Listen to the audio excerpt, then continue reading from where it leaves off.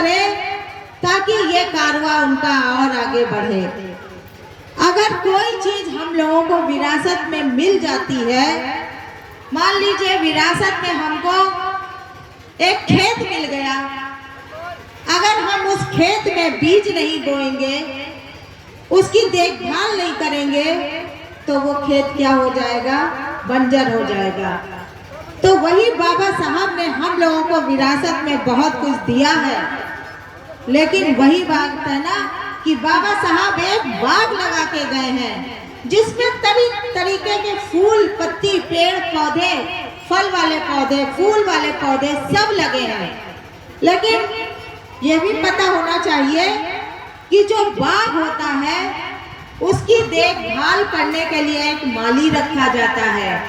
बाग में कोई जानवर न घुस जाए उसके लिए तार बांधे जाते हैं, कीड़े मकोड़े न लग जाए उसके लिए उसमें दवा छिड़की जाती है।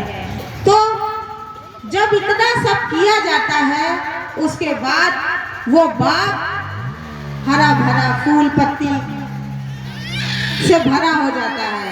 तो बाबा साहब वही एक बाग लगा के गए हैं, शिक्षा का अधिकार दे के गए हैं, वोट का अधिकार दे के गए हैं, सामान्यता से जीने का अधिकार दे के गए हैं, शान से सर उठा के चलने का अधिकार दे के गए हैं।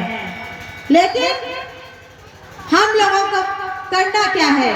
बाबा साहब की मूर्ति देखिए, बाबा साहब की मूर्ति इस तरीके से है। बाबा साहब की मूर्ति में एक उंगली इस तरीके से रहती है।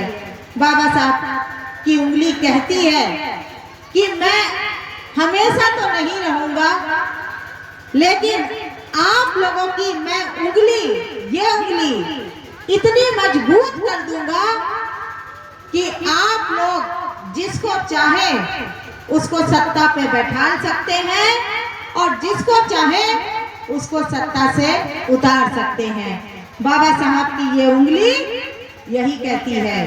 इसी उंगली से हम लोग कलम पकड़ते हैं, इसी उंगली से हम लोग पेन पकड़ते हैं। शिक्षित हो, बाबा साहब किताब लिए रहते हैं ताकि हम लोगों को हर समय एक प्रेरणा मिलती रहे शिक्षा के लिए।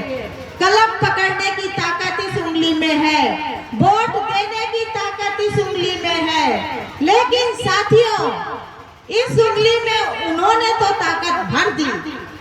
अब उस ताकत का प्रयोग अगर हम लोग सही ढंग से ना करें तो वो बेकार। इस उंगली का प्रयोग हम लोग सही ढंग से करना चाहिए, क्योंकि जब हम लोग वोट डाल के किसी को चुनते हैं